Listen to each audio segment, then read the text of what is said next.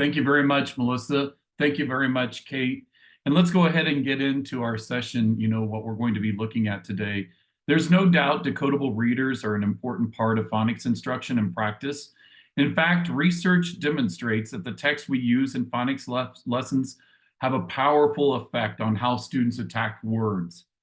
Hello and welcome to this session. Not all decodables are created equal. My name is John Wolf. I'm a former teacher, curriculum specialist, state literacy DOE leader, and currently a national literacy specialist. And I'll be your presenter today. So the first thing I'd like to ask, with our, chat area, if you would do me a favor and go into the chat, is what is meant by decodability to your thinking? So if you'll go into the chat and if you'll enter your thoughts.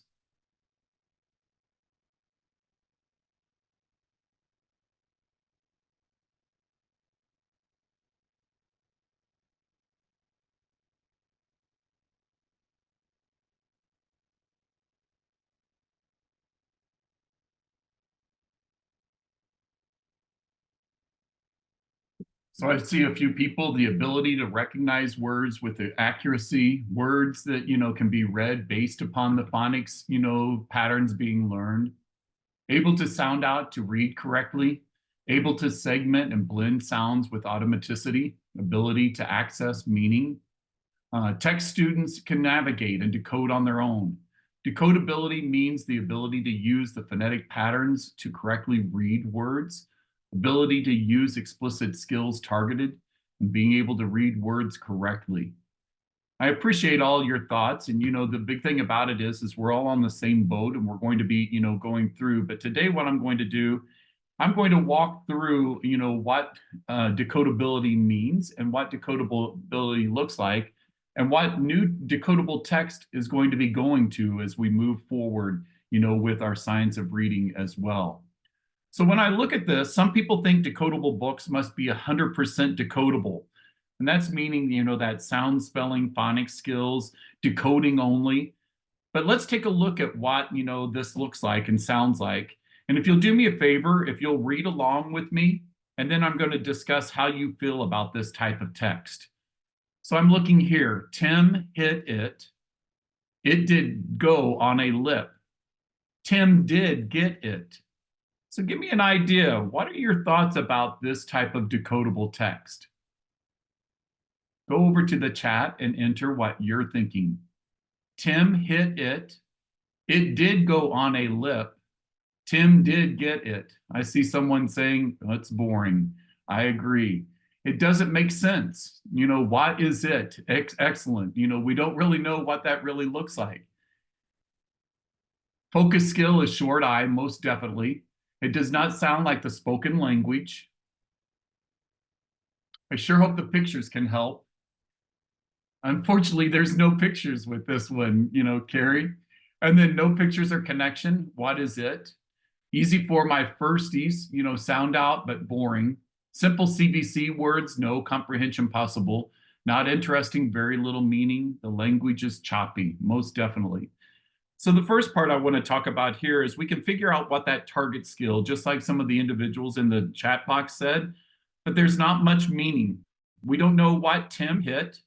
It did go on a lip, and that really doesn't make sense. And what did Tim get? I really don't know. Everything is decodable in this case, meaning students can sound out those words using their sound, spelling, phonics learning. But what do texts like this do to comprehension and the structure of language? I think that's the major piece here. What do these type of texts do to comprehension and the structure of language? They make it more difficult on students. Dr. Wiley Blevins states we should never put books in students' hands that don't have natural sounding English, both in our oral language as well as our written language. If you won't use or say these sentences, then we should not put them in books. In addition, the language makes the comprehension difficult. What is it? Someone said that a little bit earlier. The purpose of decodable books is to help students learn to read words to make meaning of text. Make meaning of text. And this is definitely a non-example of an effective decodable text. So here's a predictable text that's been used. Read along with me. and I'm going to read this part. Puppies get into lots of silly spots.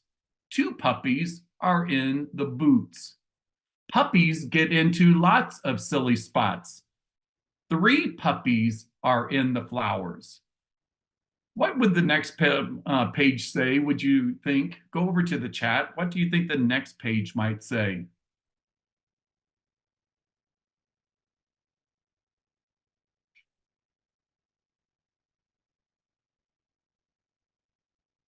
Puppies get into lots of silly spots. 4 puppies are in the, and that's correct. We don't know where those puppies are going to be, but it's very predictable in this case. So what does this text provide for phonics practice? Well, if we put students in a book that only allows them to use the skills taught only part of the time, they will revert to other strategies like using pictures or guessing. And that's exactly what, we're looking at.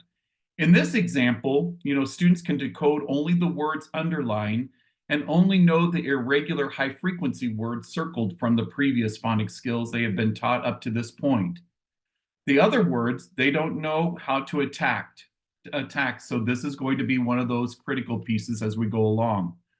This is an example of Dr. Wiley Blevins' current work, Dynamite Decodable books.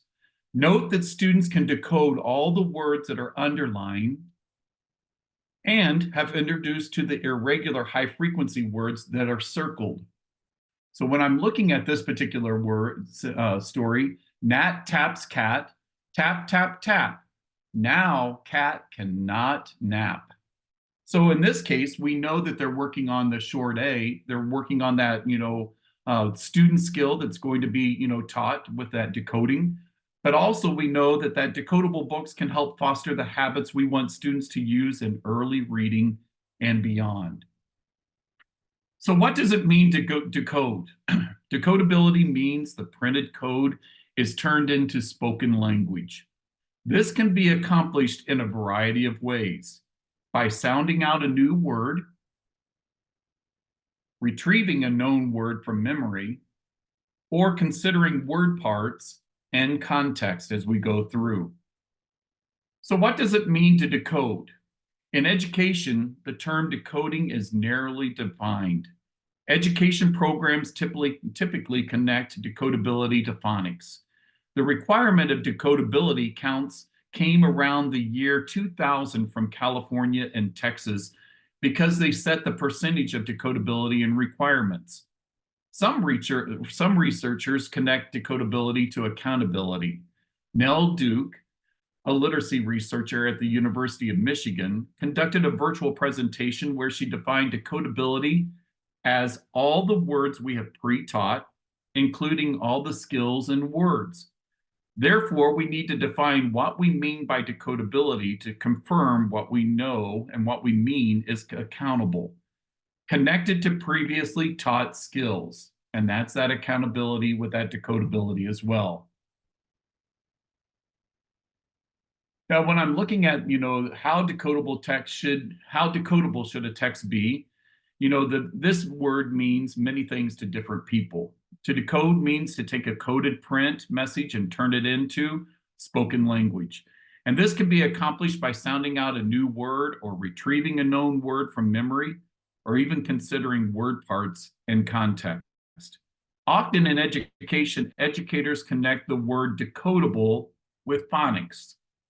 Only what students can sound out using the generalizations or skills they know.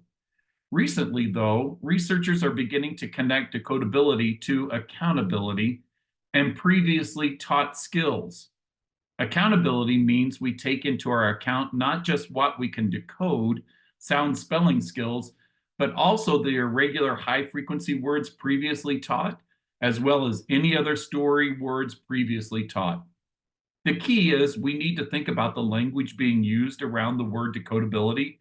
We want to clarify that decodability can encompass all things previously taught: phonics, high-frequency words, story words, not just connected to what a student can only decode, sound, or spell. And those are those phonics skills as we're looking across that board. Now, there are 2 states that did set their own guidelines for decodability. And again, this is not research-based, but what they decided. The California Department of Education shared the following in their framework. In decodability text, 75 to 80% of words consist solely of previously taught letter sound and spelling sound correspondences, and the remaining 20 to 25% of the words are previously taught high-frequency, irregularly spelled words and or story or content words.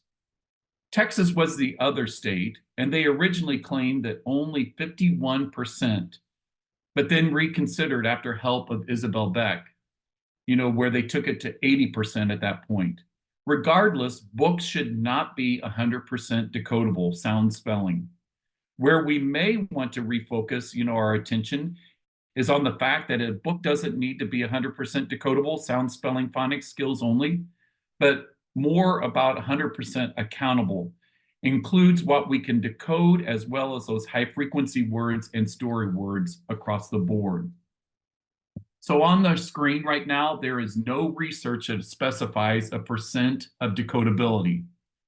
So, again, there's no research that says decodable text must be 100% controlled for phonics. But there is research that warns against using decodability as the only criteria. So this is the work of Cheatham and Allure in 2012. And if you're, getting new books, from different, publishers, the big thing about it is ask to see their research. That's going to be the big key. Because again, there's no research that specifies a percent of decodability. Go over to the chat right now. Is there anyone that has, a percentage in their, school that they're looking for on decodability? Or what are your thoughts about those, in California and Texas?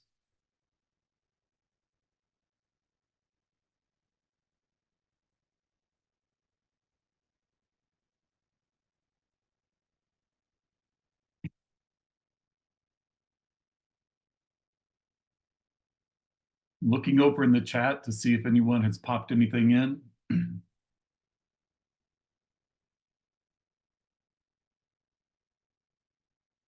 So what are you looking at for the percentage of decodability in text?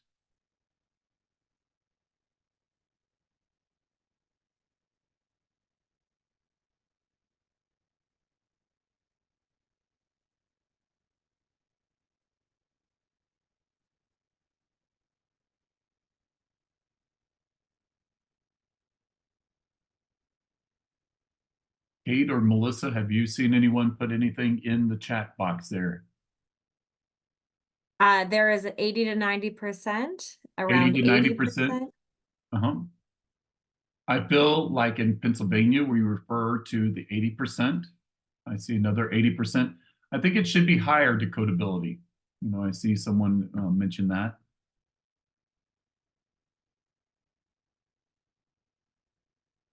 So the big thing about it is, I think whenever you're looking at any new materials, I really think, giving that opportunity to really look at that, research that's behind, any type of decodable.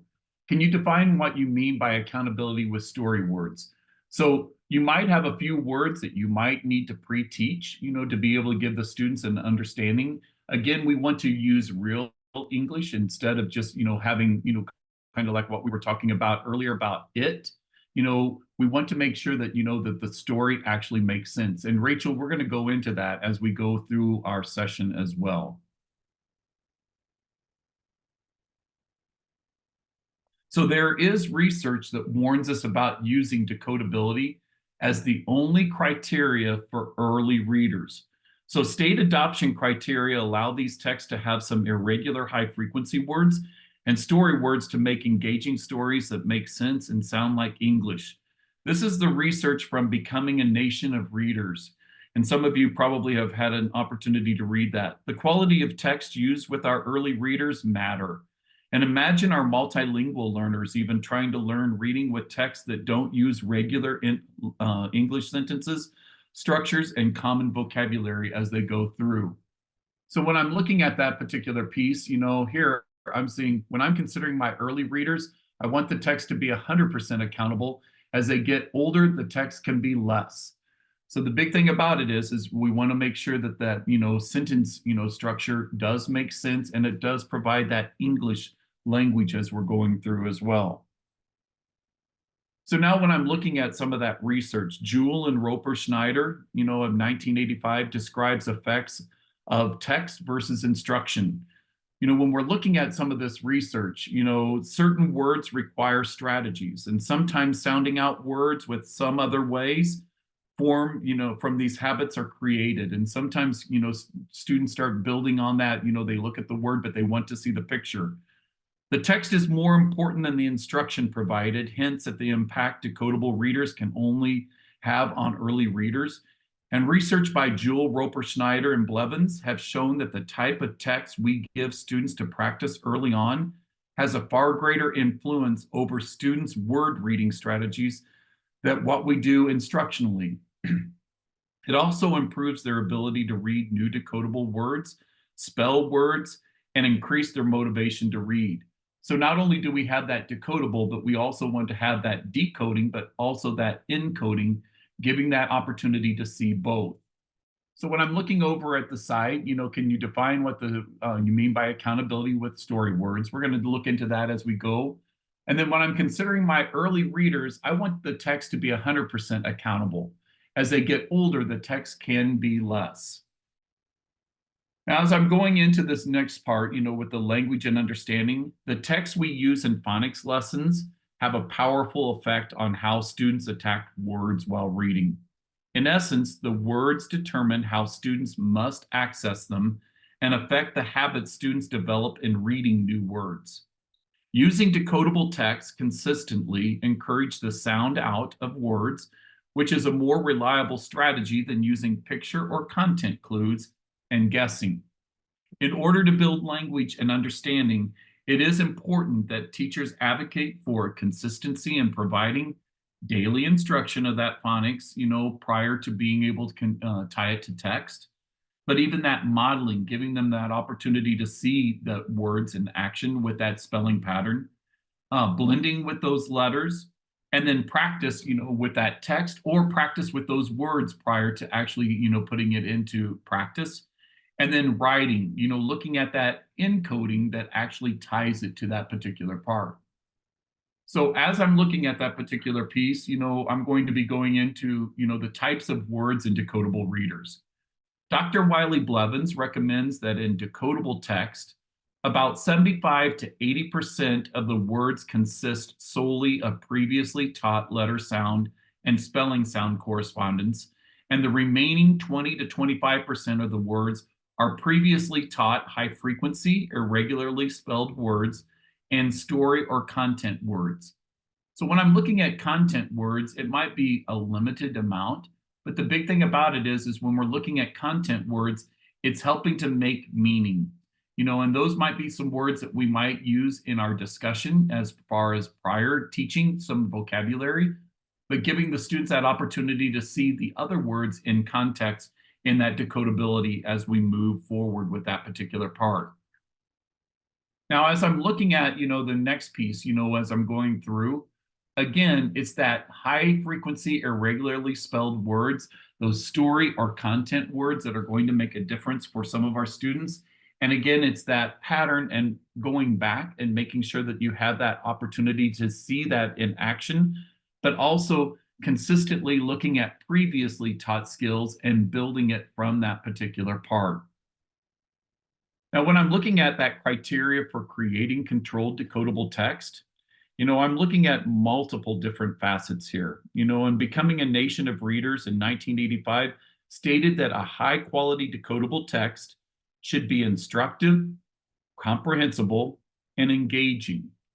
So that instructive part, so we're going to focus on how Dr. Wiley Blevins decodables, dynamite decodables are instructive, comprehensible, and engaging. So what does this mean? That instructive piece, the majority of the words must be decodable based on that sound spelling previously taught. The text must provide enough words with the target phonics skills to be adequate practice. And that's that explicit and systematic approach.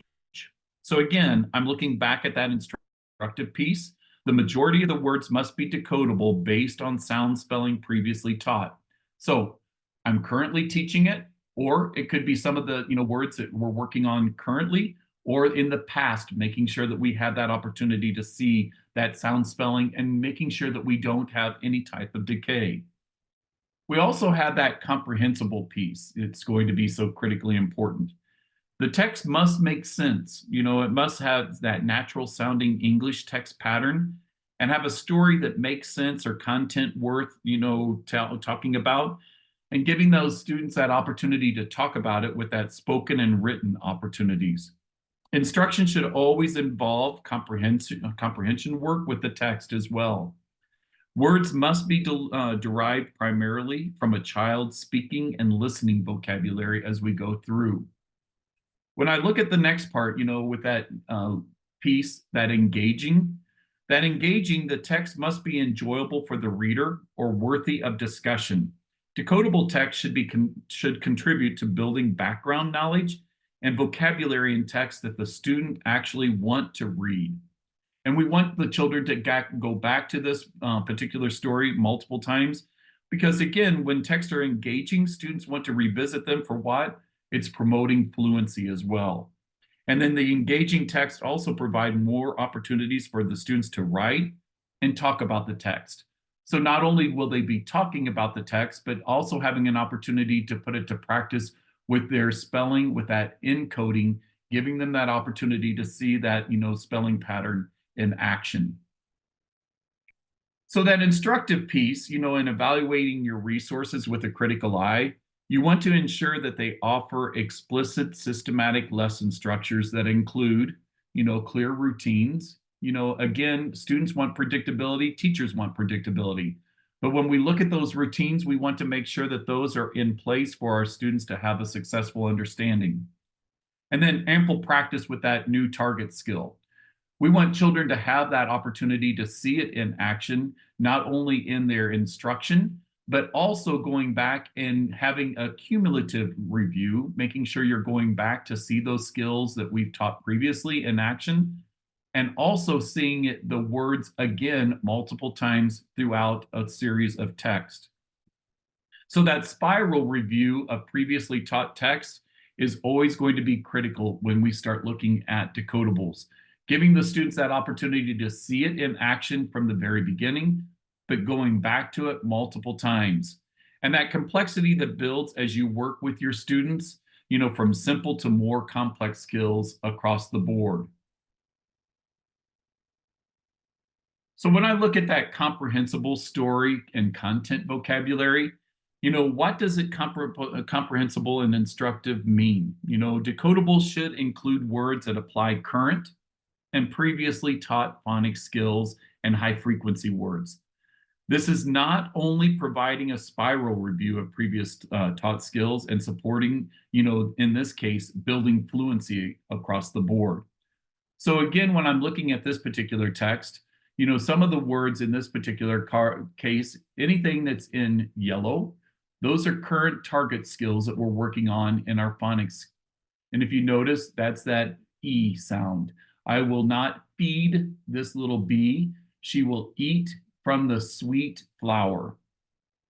The words highlighted here in aqua reflect previously taught skills. So not only are we looking at the skills that we're teaching previously, but we also have that opportunity to see, the words that we've ended up putting in action prior, but also, having those skills that are current. So we now have will not, this, and will as some of those previously taught words. The words highlighted in purple, these are current high frequency words that we would be working on, with our particular, story. So in this case, the words little and the word from are current high frequency words. And the words highlighted in red here are previously taught high frequency words. So I and she and the. And the words included in green, these are highly supported content or story vocabulary. These words are going to be building vocabulary and making the text more engaging, so it makes sense. So again, when I'm looking at this particular decodable, I will not feed this little bee. She will eat from the sweet flower. So again, I have opportunities of reflection of highlighted words, with our current target skill. We have some of our words from our previously taught skills. And we also have words that are in purple here that are our current high frequency. And then also the words in red that are previously taught high frequency words that we could go back and review. So again, it goes back to when we're talking about what Isabel Beck, and Nell Duke were talking about, with accountability, giving that opportunity to go back to previous text or previous skills that we've worked on and continually building. They need to spiral as they go through. Now you may question the content or story vocabulary about that word of flower included in the text. So it helps to make sense. And the big thing about it is, we need to see, we have that picture with the bee, but we know that that word, is going to be a content word. It follows the natural English. So again, she will eat from the sweet flower. And then think about your EL students, not understanding it because it doesn't make sense. So again, it's that comprehension check that we can have from this particular story.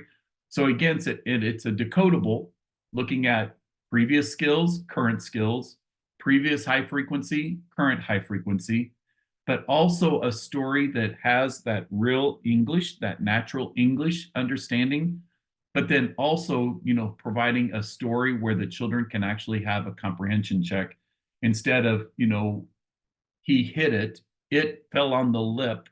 We really don't know what those skills are looking for.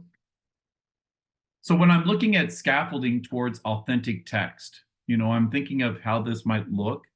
So what are things we need to be thinking about as a student begins to demonstrate grade level expectations?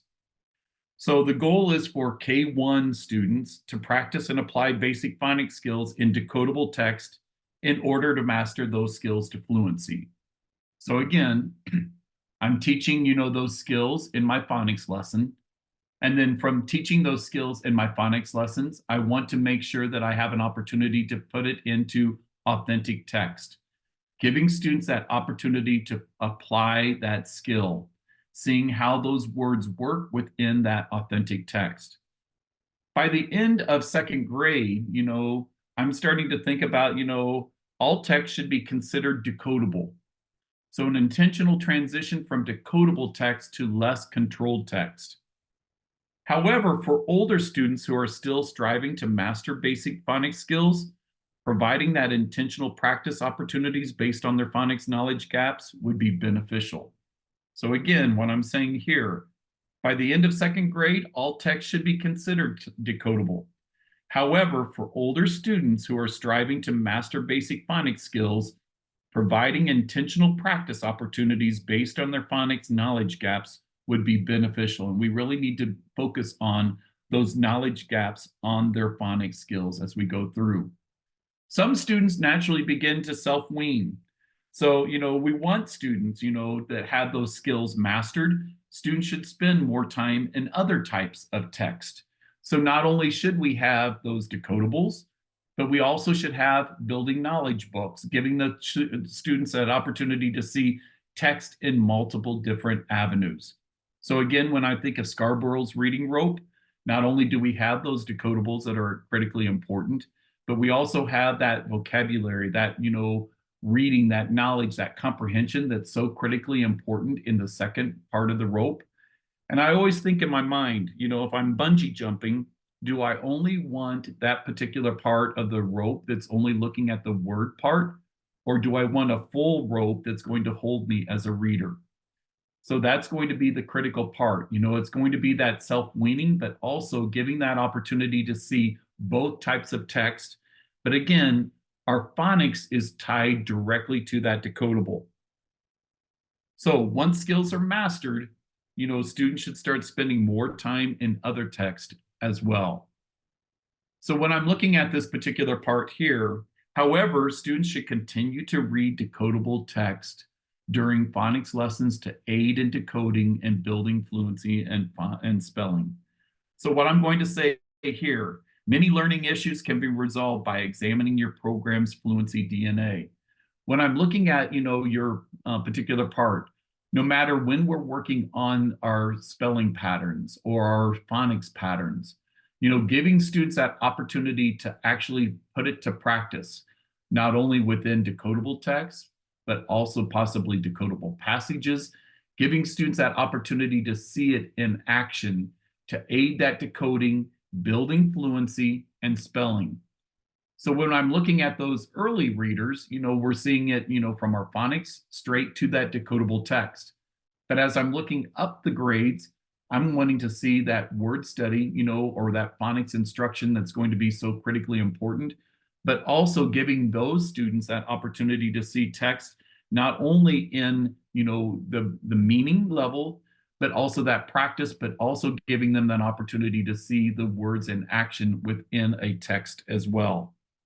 So again, looking across the board, making sure we're giving opportunities for application throughout. So when I look at some of the text here, I'm looking at, decodables need to be engaging. So they need to be worth reading, rereading, talking about, writing about. So the big thing here is when I'm looking at, that interesting, informative, giving that opportunity to see, that story in action, but also giving the students that vivid design that's going to be so critically important.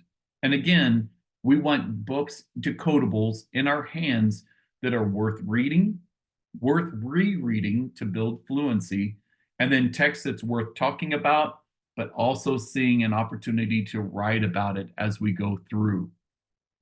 So not only do we have that decoding opportunity, but we also want to have that opportunity to see that skill in action where we can actually go in and encode with those phonics skills. So many times, our lessons are going to be derived where we're going to be seeing across the board. This would even give students that opportunity to possibly put those same characters in a different situation. Maybe with their writing, they're still working on that spelling pattern that they're working with, but also being able to see that spelling pattern within that text and building a deeper understanding as they go across. So common issues with decodable text. When I'm looking at some of this, the use of low utility words to try to squeeze in more words with the target skill. So I ended up growing up in an age where, I had, decodables as a child, and I'm a little bit older than maybe some of you, but I might have ended up reading some of these. I can lug the cat with the rug, let Lynn dab a lip, put it in the vat. So they were trying to squeeze in more of those target skills. But again, is this real English that we're working with to be able to have a deeper understanding and comprehension? The use of non-standard English sentence structures, Ron did hit it. We ended up talking about that a little bit earlier with our example. The pup did run at Kit. So when I'm looking at this particular part, the use of non-standard English sentence structures is going to be, a detriment to some of our students as they move across. And the use of nonsensical sentences or tongue twisters, Slim stands, did spin, splat, stop, fun, Fran, flips, flaps, flops.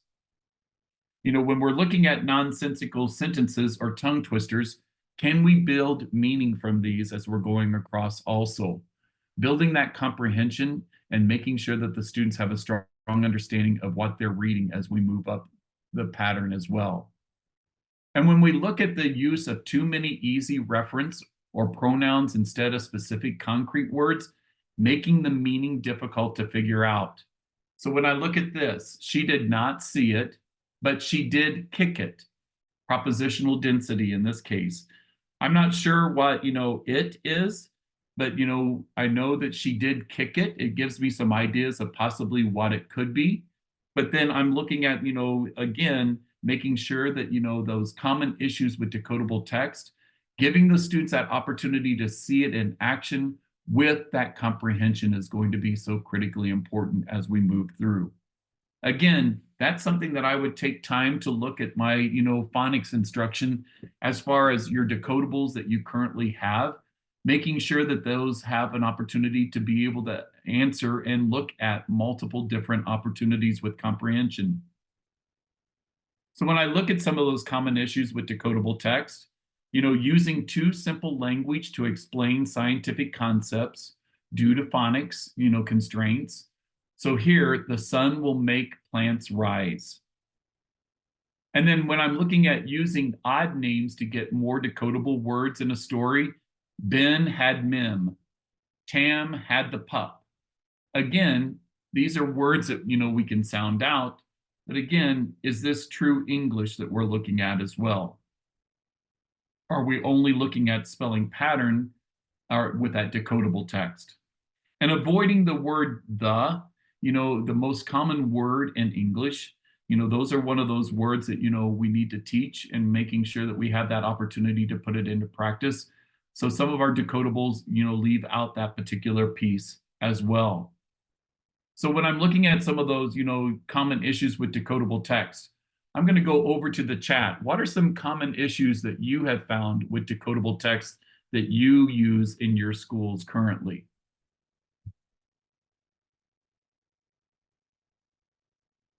I'm looking over in the chat area.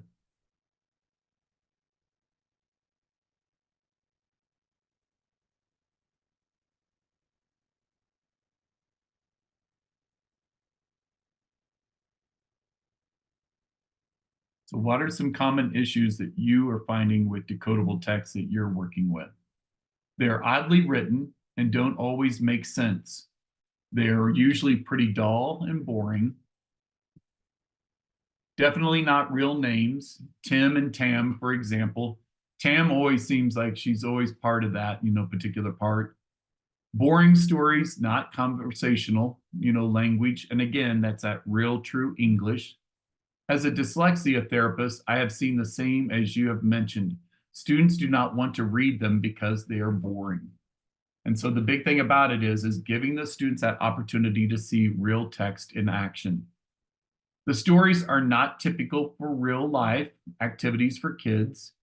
Long enough text, again, many times they're very short, straight to the point, but not giving a lot of practice for the students. But again, going back to that comprehension. Not enough text in a series that teaches a particular pattern, and they contain patterns that have not been introduced explicitly.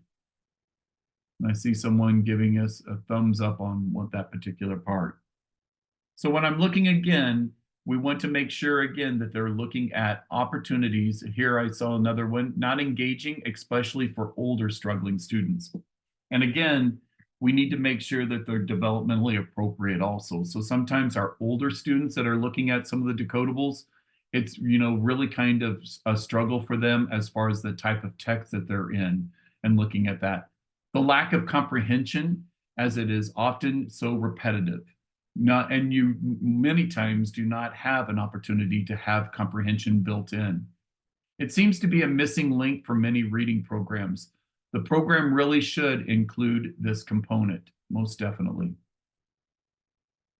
So this would be something that I would be looking at, for types of, decodables as you're going forward, making sure that we have those opportunities to really build that strong understanding and that comprehensive piece, with that particular part is going to be so critically important.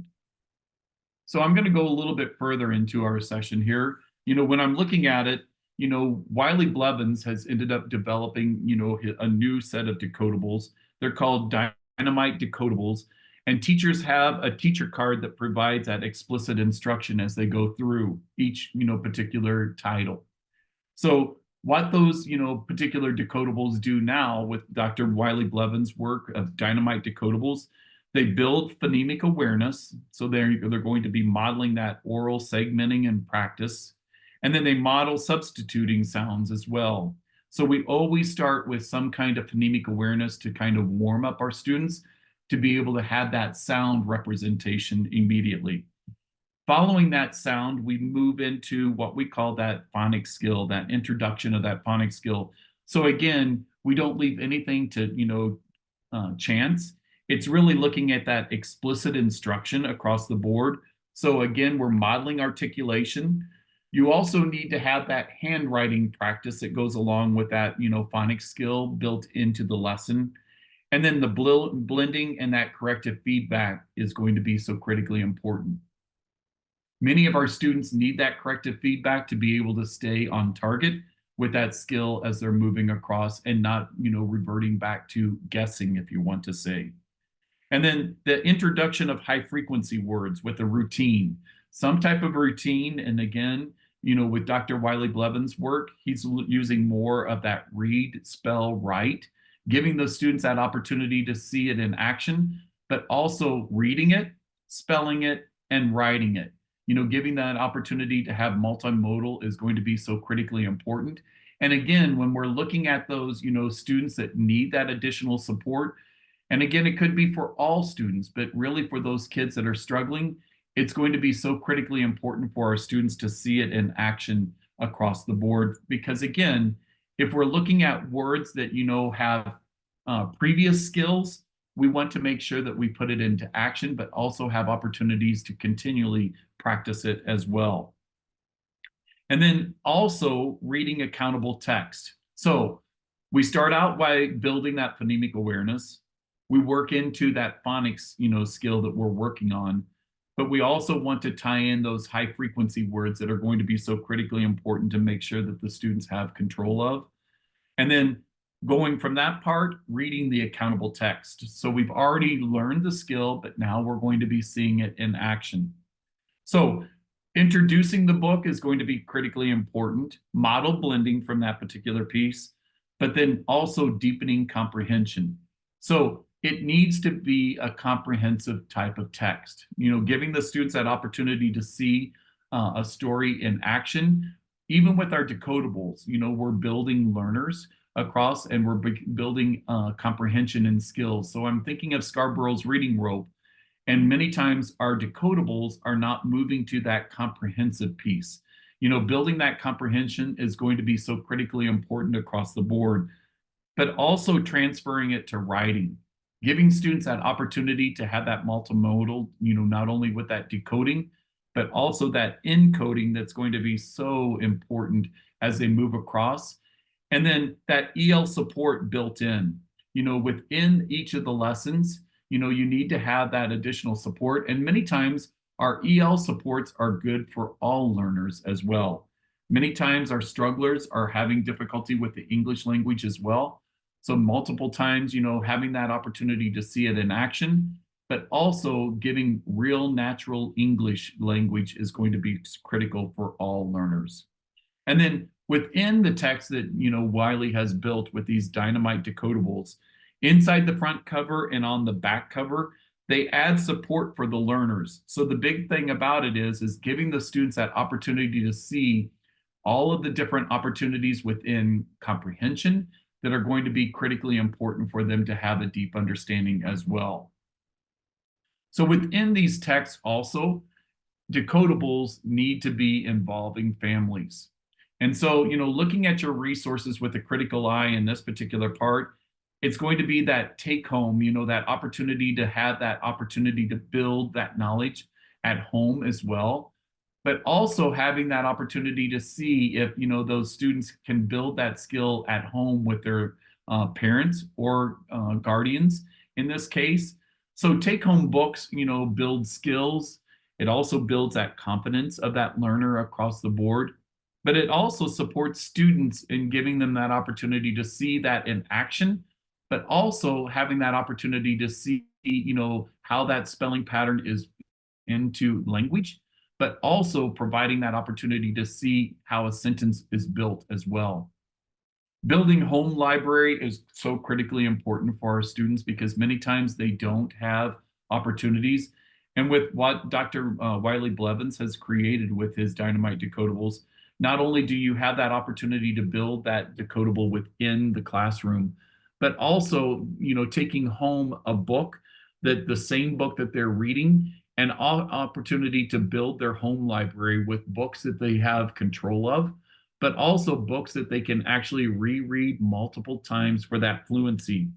And also having the parents or a guardian at home looking at that text with them is going to build that, understanding and that critical thinking across the board. The access to text is so critically important for our students too. With decodables, giving them that opportunity to see that, text, but also giving them the confidence of that literacy understanding and that knowledge of how language works. Student ownership of text is important for our students as we go through and see that particular part. What are some ways that you have seen decodables work in your current program that you have seen, involving your families, the parents, the guardians? How do you see decodables working for you currently with home books or all opportunities for children to learn and build that knowledge with their families? I'm looking over in the chat.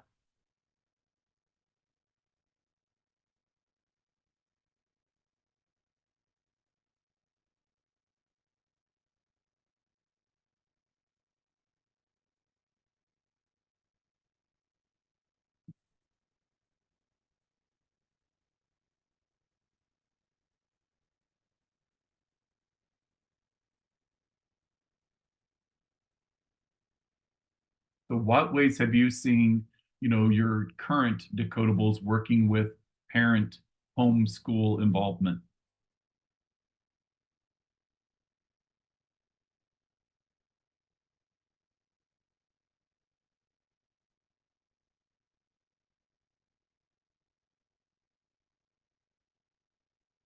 We'll come back to that then, and maybe some people are typing in. That if Melissa or Kate, if you will tell me if anyone, their students want to show their parents they can read. So they love to take something home and they will be successful with most definitely, Leslie. I have students read a nightly copied decodable and parents sign when they've shared. Excellent, Melissa. So giving the students that opportunity to take something home to be able to practice is so critically important.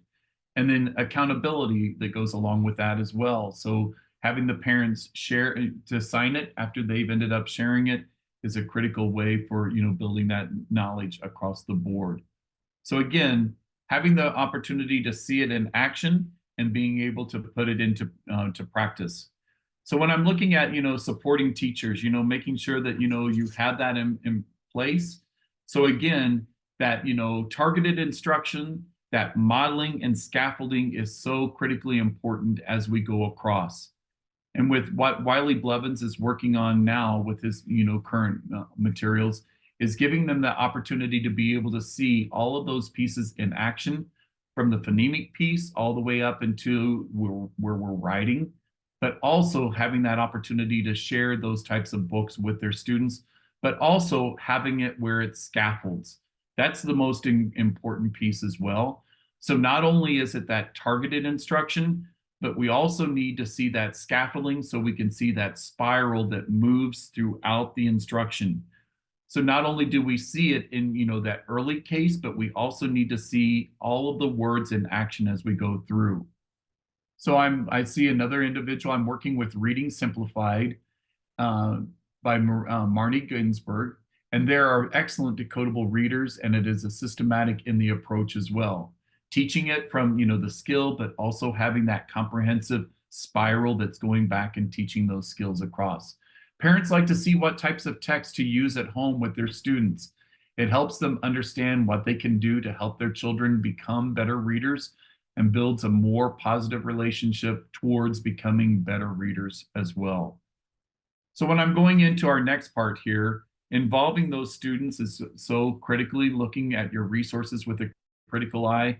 So those take-home books, building skills, building confidence, supporting students across the board, building that home library, accessing to text, but also that student ownership as we go through. So that criteria for creating controlled decodable text. So some of those things that I was talking about, and these are the new books that, have been built by Dr. Wiley Blevins.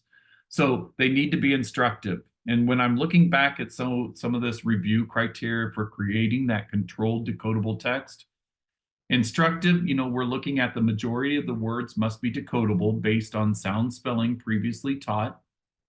So again, the majority of the words must be decodable based on that sound spelling previously taught. The text must provide enough words with the target phonics skills as well to provide that adequate practice. And so it needs to be explicit and systematic and follow that pattern that's within your core program. They also need to be comprehensible, so the text must make sense. So it must use that natural sounding English text patterns and have a story that makes sense or content worth talking about, that's spoken and written. Instruction should always involve comprehension work with that text. So we need to have some kind of activity. And what Dr. Wiley Blevins has worked into his Dynamite Decodables is that they actually have comprehension questions that go along with that decodable skill that you're working on. But it also has that spiral built in from previous skills and those high frequency words that you've worked with. So words must be derived primarily from a child speaking and listening vocabulary. And that's that comprehensible piece that's so critically important. And then when I'm looking at that engaging piece, the text must be enjoyable for the readers or worthy of discussion. The big piece here, you need to have fiction and nonfiction within that particular piece. Decodable text should contribute to building background knowledge and vocabulary in text that students actually want to take control of and want to read over and over. So the big thing about it is they need to be engaging, giving them that visuals, again, those vivid pictures, vivid photographs that allow that opportunity to dig deeper within that content. And again, providing that opportunity to see it within action and not just within the word only as I'm going through. And then the big piece here is supporting teachers. Dr. Wiley Blevins is a teacher himself, and so he's found in New York many times working with the schools. But they need to be explicit and systematic lessons that provide and support teachers with a structured routine for teaching phonics. And so within his Dynamite Decodables, he even has that particular part already in place for teachers as they go through. And then that home connection is so critically important. That take-home decodable reader to share with your family members and building your home library as we're going through. When you see the pieces up here for criteria for creating controlled decodable text, which piece do you think is most important for you as a teacher or as an administrator or as a district official? Which piece up here is so critically important for you? Go over to the chat and type that in, please. That engaging piece, most definitely. Home connection is the most limited.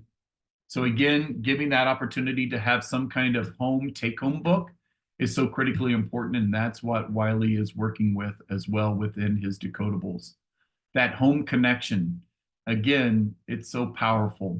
Giving the students that ownership where they actually have more text to read and be able to look at and be able to support is so important.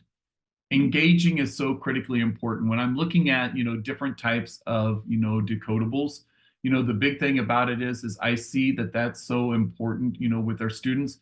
They really like, the types of text, but also it's that natural English, but also those pictures or those photographs that are going to be so critically important that's going to keep their engagement as well. That comprehensible piece, I see Leslie, right, has that particular piece. I think they all work together, but if it's not engaging, you won't get the full benefits of the others, most definitely. That engaging is going to be so critically important as we go through, and difficult to choose just one, but I would say engaging and home connection is going to be important. I see engaging multiple times through here that's going to be important. So again, what Wiley has ended up doing is taking his Dynamite Decodables and making sure that they have that engagement piece that follows, that spelling pattern that you work with. But not only, again, are you working with that spelling pattern, but you're also going back and having that opportunity to see that, spiral review of current skills but also having the, opportunities to see again that text in multiple different, avenues, and being able to practice with those spelling patterns as they go across. That home connection is important too, most definitely. Christina, I really don't know a lot about geodes. So again, unfortunately, I know a lot about, the different parts here, but I'm not familiar with geodes on that particular part. So when I'm stopping at this particular part, Melissa and Kate, if you would like to, open it up for discussion, could we have anyone that might have some questions that they might like to ask?